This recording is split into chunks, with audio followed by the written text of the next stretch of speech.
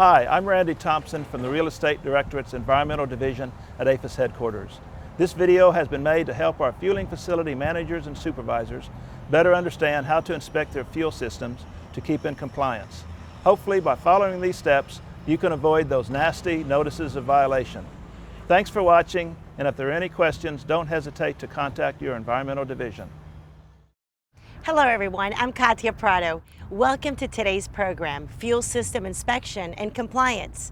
This program was created to help you successfully manage your AAFES fueling facility. During the program, we'll walk you through a typical inspection of your fueling facility based on federal and state regulations and AAFES guidelines, as well as what we've seen regulatory inspectors look for while conducting regulatory inspections on site. We'll also highlight areas where sites have received a notice of violation or compliance action, and we'll tell you about the inspector's positive comments as well. Fuel facility inspections are based on daily, weekly, and monthly requirements that AAFES has established in the fuel systems checklist that you should already be familiar with. These checklists are available in poster and pocket-sized versions and should be easy to find at your facility. The key to staying in compliance is self-identification of problems that need to be corrected, and before they are pointed out during a regulatory inspection. During inspections or at any other times, if you discover problems with your fuel system other than dispensers that may require some type of maintenance or repair, notify the installation and submit a work order. If the installation says the problem in question is not the responsibility or they don't have funding, contact the Environmental Division at AAFES headquarters. However, maintenance and repair of dispensers is an AAFES responsibility. The three basic components of a fuel system are the tanks, which contain the fuel, whether it's gasoline, diesel, E85, E10, or other type of fuel. The distribution lines, which run from your tanks to the dispensers. And finally, you have the dispensers, which are used for putting the fuel into the customer's vehicles. So let's start our walkthrough inspection, and we'll talk about each area you need to inspect and what you need to look for. If you look at a fuel system externally, the first thing you notice at the tank pit area are the different manhole covers. The large manhole covers are connected to your tank sump. Inside the tank sump is the top part of the submersible pump, which is inserted into the tank, which pumps the fuel to the dispensers. Inside, you also have line leak detectors, tank sump sensors, and piping, which we'll see in more detail in just a moment. One of the small manhole covers, called the fill point cover, is color-coded based on color codes from the American Petroleum Institute, or API. Those colors will designate which tanks contain regular fuel, mid-grade fuel, and premium fuel. As you can see, this manhole cover is painted white, which means this is the regular tank. There is another small manhole cover, typically one per tank, the same size as your fill points, and those are the Stage 1 vapor recovery points. We'll discuss Stage 1 vapor recovery in just a moment. A spill containment device called a spill bucket is found underneath the small manhole covers. Again, there are two spill buckets. One is for the fill point connection for the tanker truck to offload fuel into the tank. The other one is at the Stage 1 vapor recovery connection. Let's remove some of the manhole covers and see what's inside. While inspecting the fill point spill buckets, be sure to check the fill caps. You'll need your keys for this. Your keys should always be in possession of an AAFES manager or supervisor. The keys are never given to the tank delivery driver, so an AAFES associate will have to unlock the fill cap prior to each delivery. Remember to always compare the empty space in the tank from the automatic tank gauge and stick readings to the planned delivery volume to make sure the delivery will fit and not result in an overfill. When inspecting the fill caps, make sure they are tight. You shouldn't be able to unscrew them by hand with a lock in place. When you take them off, turn the cap over and check the gasket, making sure there is a good seal. Look for cracks in the gasket. After checking the cap, look at the drop tube, which is the aluminum tube fitted inside the piping connection at the fill point that goes down into the bottom of the tank. Make sure there is no crimping or other damage to the lip of the drop tube that would allow vapors or fuel to escape from the driver's hose. Next, do a visual inspection inside the spill bucket. Typically, the spill buckets are black plastic or fiberglass. These should be clean with no fuel, water, or debris. So that means after each delivery, the driver should not drain his hose into the spill bucket and just leave the fuel there. There's also a drain valve inside the spill bucket, sometimes chain or spring operated, that can be used to drain fuel back into the tank if needed. Therefore, you don't want any water in your spill bucket that might get into the tank through this drain. It is fine to drain fuel by itself back into the tank, but you don't want any water or debris getting in. The spill bucket should be checked after each delivery by the driver and by an AAFES associate. If the driver leaves fuel in the spill bucket, this fuel should be drained back into the tank or removed by the driver. Here are some examples of bad spill buckets. Let's move on to the Stage 1 vapor recovery point. At the Stage 1 vapor recovery connection, you'll see an orange covering cap, which designates it at Stage 1. Did you know that about half of the air pollution from gas stations comes from the tanker trucks deliveries? As delivery trucks fill the tank, vapors that are inside the tank are displaced. And if you don't collect them, they are released into the atmosphere. Therefore, it is a requirement under the Clean Air Act that these vapors be collected. If you don't, it will not only be a safety hazard, but an emissions citation as well. Your Stage 1 vapor recovery point is where the vapors from the tank are collected in a second hose and are sent back into the delivery truck as the tank is filling up.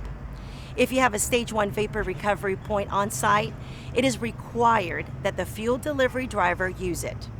All tanks must have Stage 1 by January 31st, 2011. Contact the Real Estate Environmental Division at AAFES headquarters if you don't have these connections. Just like with the fill point spill bucket, you want to check that the Stage 1 spill bucket is clean, with no fuel, water, or debris in it. Then check the cap again. It will typically be an orange cap and will usually not be locked. The fill point is the only cap that is required to be locked. Remove the orange cap and look inside, just like the lid from the fill point, to make sure the gasket will get a good seal. Check the seal for cracks and severe wear, and if you see any, you will need to get the cap or gasket replaced. Also, when you look down at the top of the Stage 1 vapor recovery point, you will see the vapor recovery dry brake. This is supposed to be sealed. It is spring-loaded so you can push down on it.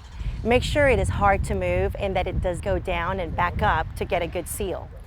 If it is not sealed properly, vapors will escape during the day. The vapor leak will be worse if the orange cap seal is cracked or missing. On a sunny day, you can stand back and see vapors escaping, and that tells you that the spring-loaded dry brake is leaking. So in summary, you need good spring action, good rubber seals, and no vapors escaping from your Stage 1 vapor recovery point. After a heavy rain and just before a fuel delivery, you notice water is in the fill point spill bucket. The fuel drop is completed. The driver drains a small amount of fuel into the spill bucket and then says he can drain the spill bucket into the tank. Should he do this? Yes or no? The answer is no. Only fuel, no water or debris should be drained into the tank. Here's your next question. You have Stage 1 vapor recovery. The fuel driver says he doesn't have to use them since the state does not require Stage 1. Is the driver required to use Stage 1? Yes or no? The answer is yes. If Stage 1 is installed, it must always be used during fuel deliveries. We looked at the fill point and the vapor recovery point connections. Now, let's look inside the large manhole cover. Underneath is a cap and the tank sump. I've asked Talon to help remove the manhole cover. Here's what a clean sump looks like. There are several items inside the tank sump that you need to inspect. First, is it clean? Is there a substantial amount of fuel or water inside? And by substantial, we're talking about a ½ inch or more. This needs to be removed as soon as possible. If found, notify the installation and submit a work order. To detect water or fuel in your sump, you have a sump sensor, which is positioned vertically within a ½ inch from the bottom of the sump and in accordance with the manufacturer.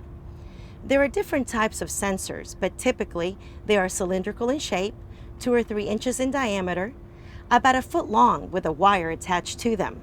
They hang down near the bottom of the sump.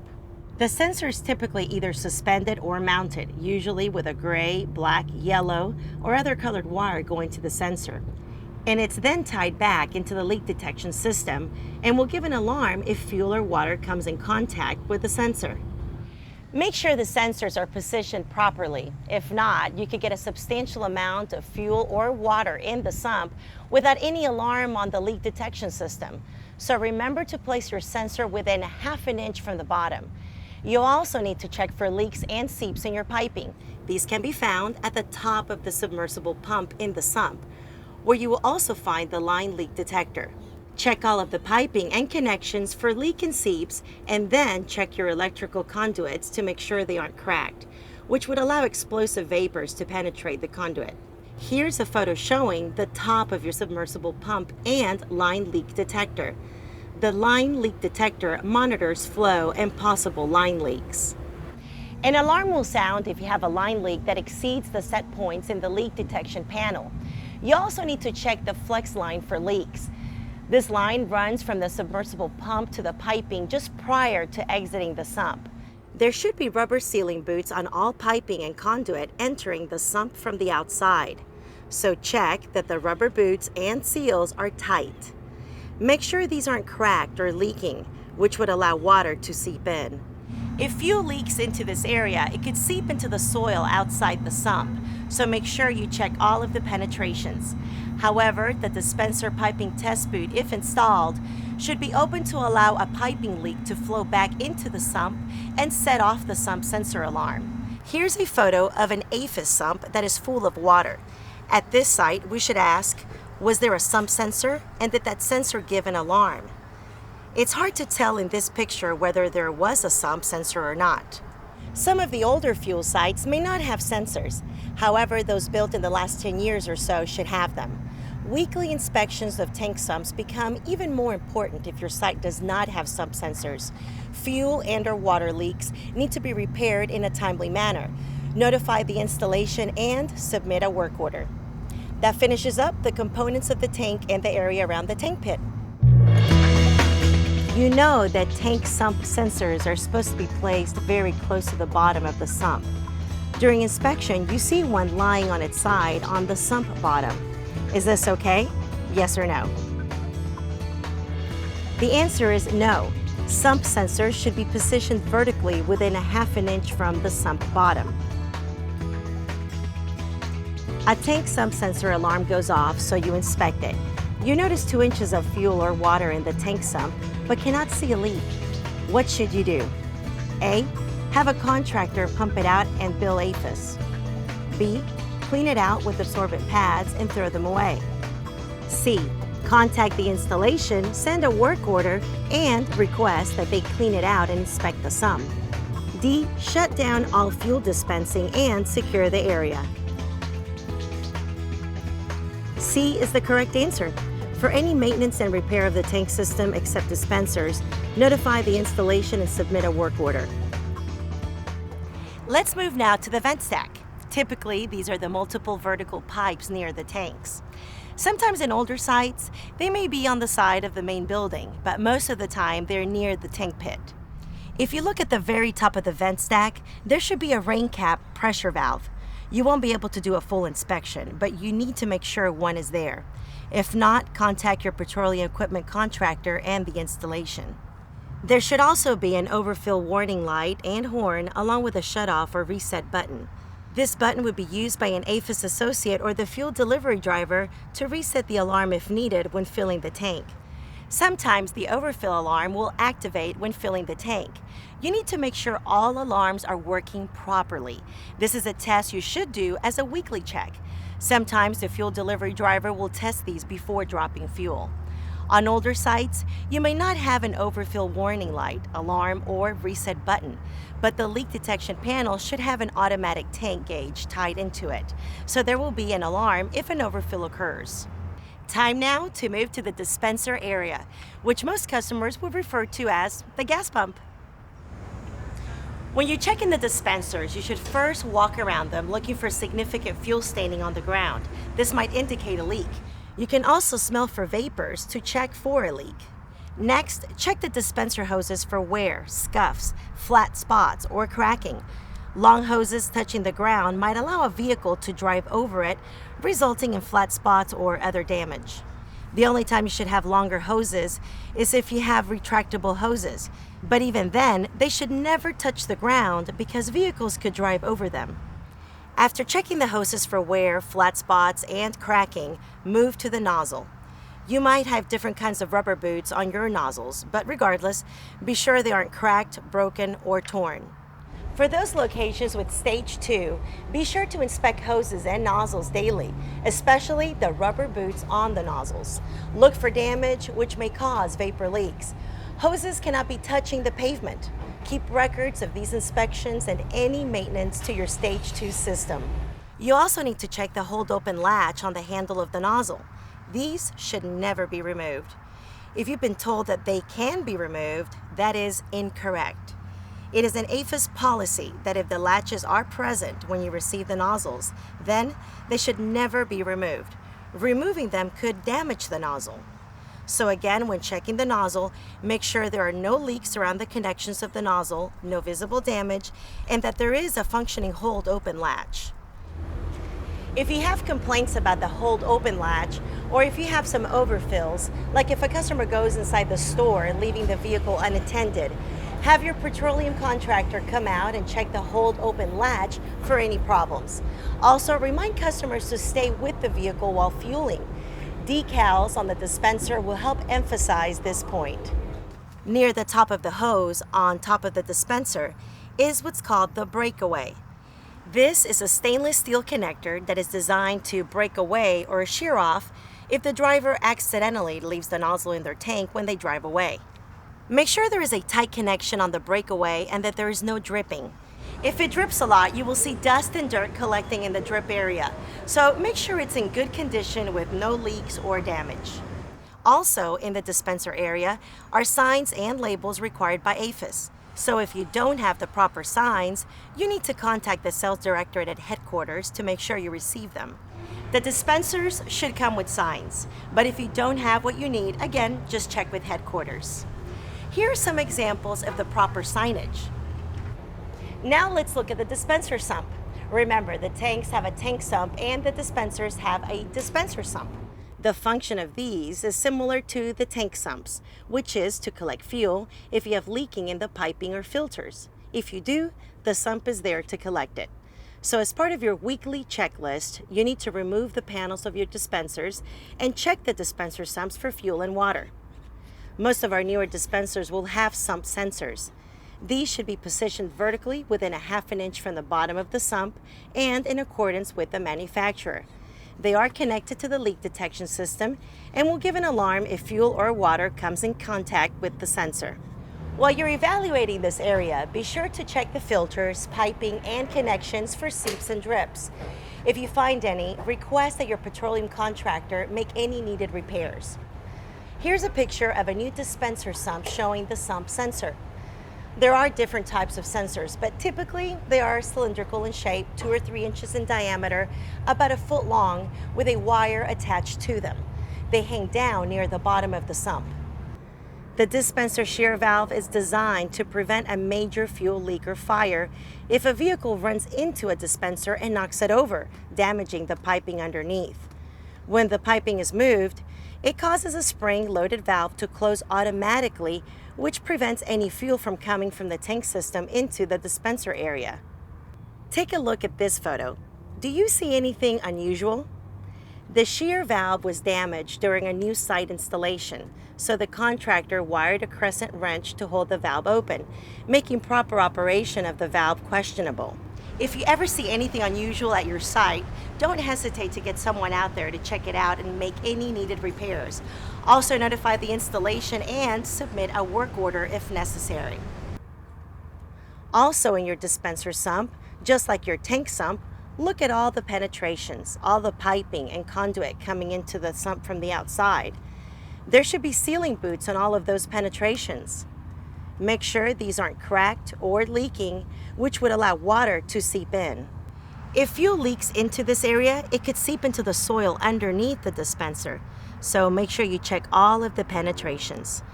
When you look at the filters, check for any seeps or leaks. We've actually seen old filters laying at the bottom of the sump because the person who changed out the filters forgot to remove the old ones. Now, let's talk about the emergency shutoff switch. This switch needs to be in a clearly visible location and well labeled, with the lettering large enough to read from the dispenser area.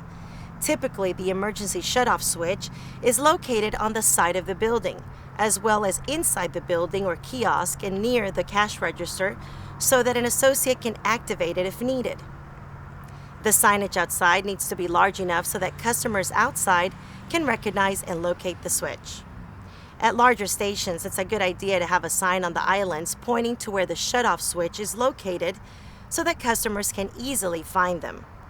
Also, make sure the emergency shutoff switch is easy to access, not hidden by a van or RV when they pull in next to the station.